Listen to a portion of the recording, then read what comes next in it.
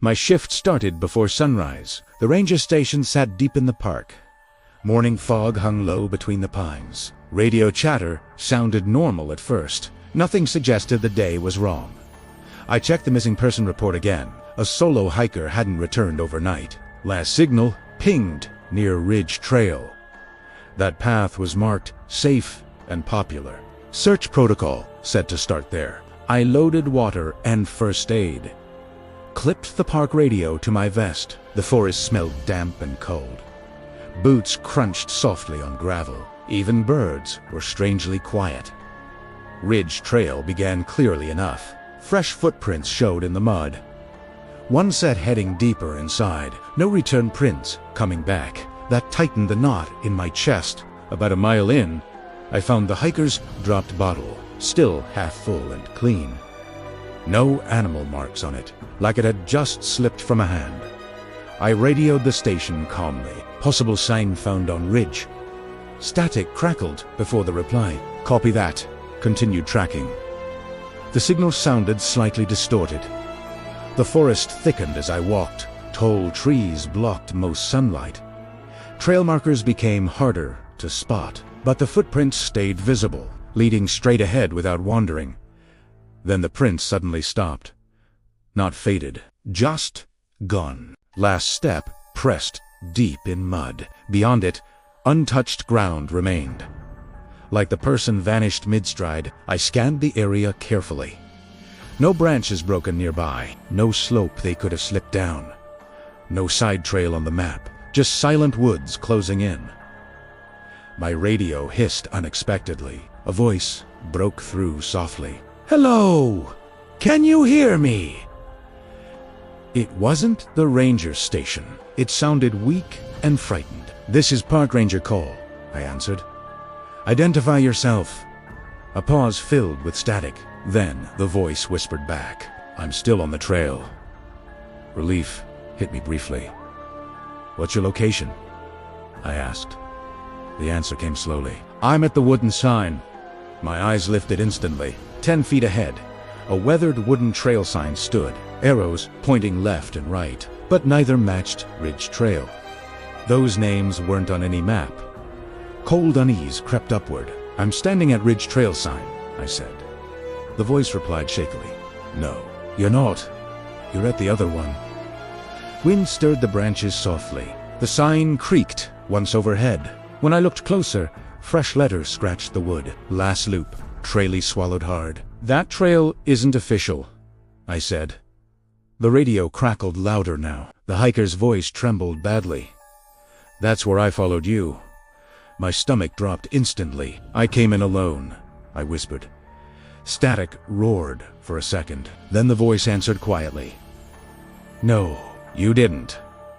Behind me, I heard a boot step. I froze without turning around. The forest went completely still. No wind, no birds, nothing, just that single step behind me. Heavy, slow, deliberate. My radio hissed softly again. The lost hiker whispered urgently.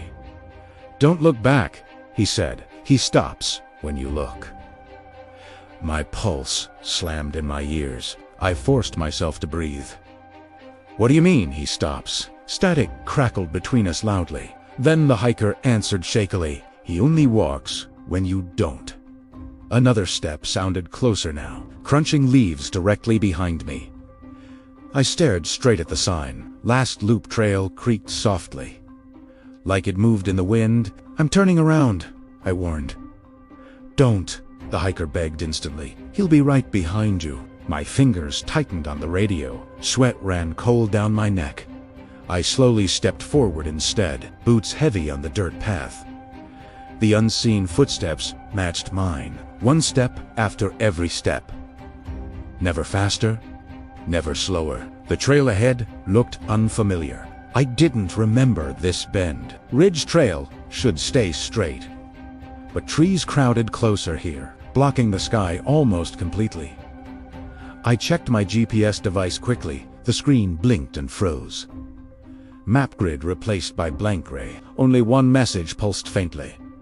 No registered trail. My breathing grew uneven. "I'm off the mapped route," I whispered. The hiker answered immediately. "Yeah," he said softly. "That's where he takes everyone." A branch snapped behind me loudly. Closer than before this time, I nearly spun around instinctively, but stopped myself halfway. The radio burst with static. "Keep moving," the hiker urged. "If you stop, he gets closer." My legs felt stiff with fear. Still, I forced another step, then another into the dark trees. Through the trunks ahead, I saw something unexpected. A small ranger cabin stood there, old wood, faded green paint. Definitely not on park records. Relief mixed with confusion. "There's a cabin here," I said. The hiker inhaled sharply. "Good," he whispered fast. "Get inside before he does." I hurried toward the porch. Boards creaked under my boots. The door hung slightly open. Inside looked dark but intact. I stepped in and slammed it shut. Silence swallowed the forest instantly. No more footsteps outside. No movement on the porch. Just my breathing echoing inside. Dust floated in thin light. The cabin smelled abandoned. Old maps covered the walls. Ranger equipment scattered everywhere. Like someone left mid-shift. Years ago, maybe. My radio crackled one more time. The hiker spoke very quietly. "Check the visitor log," he said. "It's on the desk." My eyes slowly turned toward it. A thick notebook lay open, pages yellowed and worn. The last entry looked fresh, written in dark shaking ink. Ranger Cole. Search started 6:12 a.m. That was my handwriting, and beneath it, a second line had been added. He followed me inside. From the other side of the door, come a one slow, heavy knock. The knock came again. Slow, heavy, patient. Wood trembled softly in the frame. Dust shook from the ceiling beams. I didn't dare move closer. My radio hissed in panic. The hiker whispered sharply, "Don't open that door." "He doesn't need it open." My stomach tightened instantly. "What do you mean?" Primera, brea, fed. Static crackled loudly first. Then the answer came softer. "He only knocks, so you listen." Cold dread spread through me.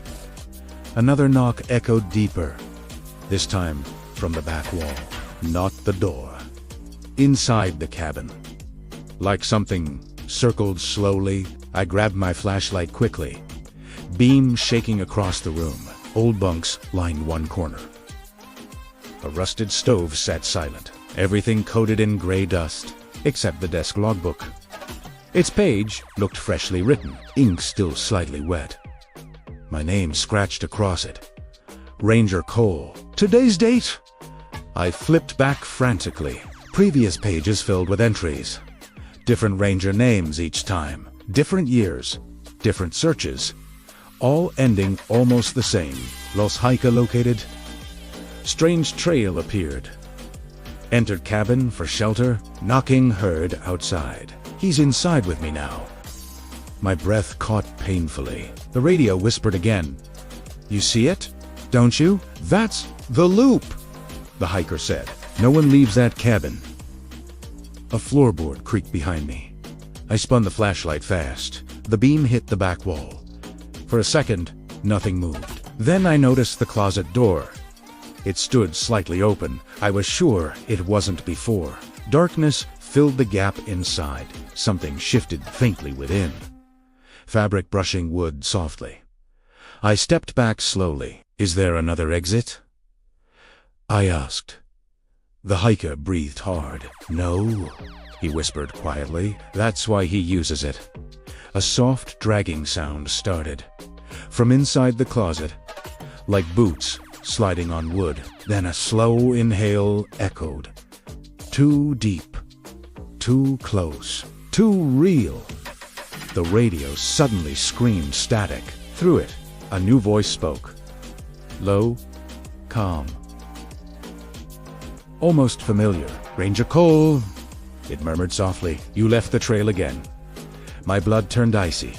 That voice sounded like mine. Same tone, same rhythm. But older, tired, hollow, coming from the closet. The door creaked wider. A ranger uniform showed first. Flashlight dangling from one hand. Park badge dull with scratches. Boots muddy and worn. Then the face leaned out. It was me. Skin pale and drawn tight. Eyes sunken and exhausted. Like someone lost 4 weeks, he stared at me silently, breathing slow and uneven. "I waited for you," he said. The radio dropped from my hand. It hit the floor loudly. The other me stepped forward, boots scraping the wood softly. I couldn't leave the route. Behind him, in the closet, I saw more shapes standing. Other ranger uniforms. Other pale, motionless faces. All watching from the dark. My duplicate tilted his head, voice almost gentle now. "You're the search party," he said, "and I'm the one missing. You just arrived to replace me." The cabin walls creaked loudly. Wind howled suddenly outside. The front door burst open. Cold forest fog rushed inside, carrying distant bootsteps closer. From the trees beyond, I saw a lone ranger approaching, walking the trail slowly, radio clipped to his vest. Face tense and searching, he looked exactly like me. My duplicate whispered softly, "See!" The loop continues, and he reached for my arm. His fingers wrapped around my arm. Ice-cold, impossibly tight grip. I tried pulling away instantly, but my body barely moved. Like the cabin held me there. "Don't fight it," he whispered calmly. I did the same thing. His hollow eyes didn't blink. Behind him, the closet shape shifted, boots scraping softly in the dark. Outside, the approaching ranger walked closer. I could hear his radio crackle faintly. He called my name into the woods. Voice tense but determined, exactly how I sounded earlier. "That's you," my duplicate said softly, the version still searching. My chest tightened painfully. "I can still leave," I insisted. He shook his head, slowly. "You've already crossed the sign. The trail doesn't go backward." Wind pushed fog through the doorway. The forest looked endless outside. No clear path back anymore. The ranger outside reached the porch. Boots creaked on old wood. He knocked once on the frame. "Ranger Cole?" he called cautiously. My heart pounded wildly. "Answer him," I whispered desperately. My duplicate only stared. "He won't hear you," he replied. "Not until you take the post." The closet figures leaned forward slightly. The outside ranger stepped in slowly. Flashlight beam cutting the dust. He scanned the empty cabin. His light passed straight through me, like I wasn't even there. My breath caught in terror. "He can't see me," I whispered. "Not anymore," my duplicate answered. "You're on the inside now." Cold understanding settled in. The ranger checked the desk. He saw the open logbook. I watched his face pale slowly. He read the last entry aloud. "Ranger Cole." He followed me inside. His hand trembled slightly. He grabbed the radio quickly. "Station. I found the cabin," he said. "Looks abandoned but recent." Static answered faintly back. My duplicate guided me forward, toward the driver-style desk chair. It faced the logbook directly. Grooves worn deep in the floor, like many boots paced there before. "Sit," he told me quietly. "I can't," I whispered weakly. "You must," he insisted softly. "That's how the watch changes." The closet figures waited silently. My legs moved anyway, slow, unwilling steps forward, until I dropped into the chair. The wood felt strangely familiar, like I'd sat there forever. Instantly the room felt different, sound dulled like thick snow. The outside ranger's radio faded. His voice sounded far away, like he stood miles distant now. My duplicate finally released me. Relief flooded his hollow face. Color slowly returned to him. Breath deepened in his chest. Like life poured back in. He walked toward the door calmly, passing straight by the searching ranger. This time, the ranger noticed him. "Hey, have you been here long?" My duplicate only smiled faintly. "Just a ride," he answered gently. Then he stepped into the fog. Bootsteps fading down the trail. The outside ranger followed quickly, calling questions after him. Both shapes vanished into trees. The cabin fell silent again. Only dust drifting in light. Only the logbook before me. My hand lifted slowly, pen resting between my fingers. Without meaning to, I began writing a new line. Ink scratched softly on paper. Ranger Cole. Still on patrol, the letters looked permanent. Outside, deep in the forest, a distant radio crackled again. Another ranger's voice calling in, reporting a missing hiker, last seen near Ridge Trail. Wind creaked the wooden sign nearby. I could almost read it from here. Last loop, trail pointing inward. Waiting for another search? Waiting for another ranger. I listened to the forest breathe. Bootsteps would come eventually. They always did. The log showed. Someone always followed the prints. Someone always reached the cabin. And when they knock, I know I'll hear it, because now I'm the one inside. Still sitting at the desk. Still on patrol.